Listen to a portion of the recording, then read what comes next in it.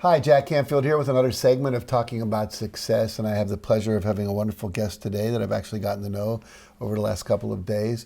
And it's retired Colonel Robert Sholly, who served in Viet Nam with one of the most decorated units in the Vietnam War, and has written a wonderful book called Young Soldiers, Amazing Warriors. And it's not only a history of that battalion, but it's also a primer on leadership kind of sprinkled throughout the book, which I find very interesting. And today we need a lot of leadership, as you know. So I think this is a very important book. So tell us a little bit about your experience and what drew you these many years later to write a book about that experience in that group of men. My basic background is as an historian. The Army sent me to school and I majored in history. And when I went to Vietnam, I kept a journal. Having read a great deal about the histories of World War II and World War I, all the great leaders wrote books.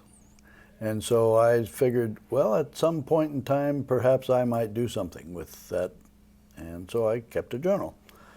During the time that I was in the field in Vietnam, I kept a little 3x5 notebook, and I kept it in my breast pocket. And whenever I had a few moments, I would jot down the events of the day, or the previous day, or whenever I had some time about exactly what was going on. And the soldiers saw me doing this. So they kept asking me, when's the book coming out? When's the book coming out? And so when I finished my career, I thought, well, perhaps I should do something with those little notebooks. And I kept getting these questions from the survivors of my company. And when are you going to do the book? We need our stories told and we want you to do it. And so after 47 years, I finally got the story told. And so I really wrote it for them and as a means of venting myself as well. Say more about that as a means of venting yourself. Well, it's a very emotional time. The battalion saw a great deal of action and combat. And the company that I took over in December of 1966, I took over 180 guys. I assumed command. And 7 months later, only 17 of us were unwounded or are still in the unit. So we saw a lot of action, and a lot of guys were killed and a lot of guys were wounded. And the other two companies of the battalion saw similar casualties. So we had many awards and decorations that were awarded to the men, including 4 medals of honor within a 2-month period. Wow. And so every time that I would go back and get to that particular point where I could remember the action and tried to describe that action, it became a very emotional issue, and I would have to stop. And so it took a little while to get through all of that. And so, but as a venting process, that also helped. And in so doing, I had avoided going to the Vietnam Wall in Washington for years and years and years. I had 3 assignments in Washington, and I still avoided going to the wall. Mm-hmm. Finally, we had a small reunion, and my wife, Peggy, and about 6 or 7 of my guys, they almost forced me to go down to the wall, which became a very cleansing event. Mm-hmm. And helped me come to grips with, we own almost 2 panels of the wall, which is a great number of guys. And so in telling these stories, and I used a lot of the guys' own words to tell the stories, it helped me vent and come to grips with these emotions that were still boiling up inside of me. Mm-hmm. So it was some healing that occurred? Exactly. Yeah, I remember the first time I went to the wall, a friend of mine had been there, and I was in Washington for a conference for speakers. And he said, I'll drop you and your wife off here and I'll pick you up on the other side. I said, okay, we'll see you in about a half hour. He said, no, you won't. He said, I'll pick you up in an hour and a half. It'll take you that long. And I thought, you're crazy. I was so moved by that experience. Mm-hmm. I mean, I'm getting goosebumps as I remember and talk about it right now. And so I fully understand. I mean, and I wasn't there, but just the sheer enormity of the number of people when you see it all at once. And it was soon enough after the war, there were people there crying at the wall and so forth. There were relatives. And one of my ex-girlfriends had actually gone to the wall, and her brother was killed there, and she'd done the rubbing, and she'd showed me that, and when you realize the number of people who were impacted by that, it's very powerful and very profound. So I can relate from at least that Sure. level of what your experience might have been. So what do you hope people will take away from this book now that you've written it? One of the things that really disturbed me coming back from Vietnam, and I had 2 tours in Vietnam, and it happened on both occasions when I returned, was the total disregard for our dignity and what we had been through.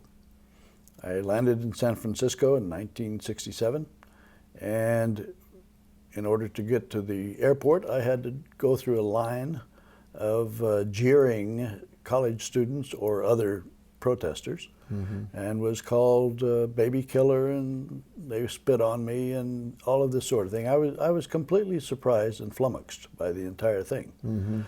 I had no real defense for it. I was extremely surprised.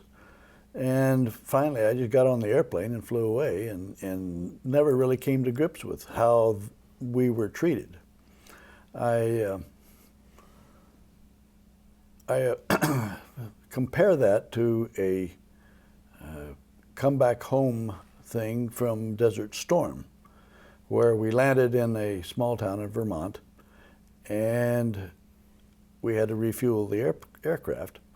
And so we all had to get off the aircraft, and they pointed to a hangar and said, your break area is over there, you know, go over there while we're refueling the aircraft. So we went over to the hangar, and here is a corridor made of yellow ribbons, and on the outside of the corridor are all these hundreds of townspeople who have come out from this small town, and they greeted every single returning aircraft that landed at this little air base. Wow.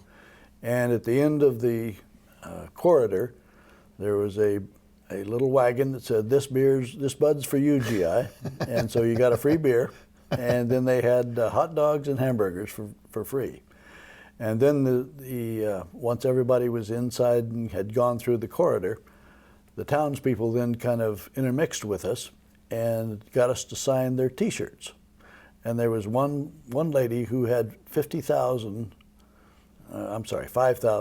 T-shirts that had been signed by soldiers and airmen coming back through Little Wendover Air Force Base. And so, fortunately, a great number of American people nowadays saw how we were treated coming back from Vietnam, and have elected not to let that happen again. But unfortunately, there are still people who do not fully understand what our American service people go through. Afghanistan, Iraq, wherever we might serve. And so I'm hoping that the book will sort of educate a lot of people on what people in fact go through. And so it's not just an empty thank you for your service, but thank you very much for your service. That's very good. It's very good. I think a couple of things I want to respond to that. Number one, I remember having not been in the Vietnam War, but because it was my generation, I lost 3 classmates from my high school there. I've got 2 friends who are still totally shell-shocked and never really recovered. And I think I read close to 20, 30 books about that experience, and the idea of being, one day you're in Los Angeles, you're in bed with your wife or your girlfriend, the next thing you're on a plane, the next thing you're in country and you're on a helicopter and you're in a battle zone, and that shocking change.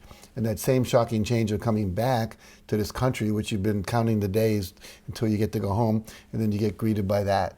And I think we have come a long way to realize we can always not support the war, but we have to support our troops. Exactly. And we've grown in that arena, and I'm glad to see that.